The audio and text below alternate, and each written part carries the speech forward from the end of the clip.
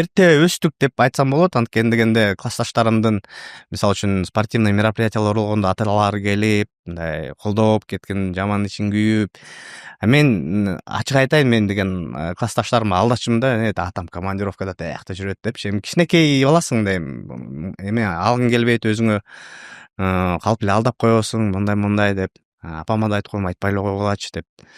Ошол жактан эме болду да, биринчи, анан экинчи, эме жок да үйдө, мужские руки деген жок да. Анан ал жактан дагы үйрөнө бердик акырындап, бир нерсе сынса апама жардам берип, өзүм бир мусорлорду төгүп, өзүм жөө барып мектепке, өзүм мындай көп жерлерден ошол эле чындык негизи.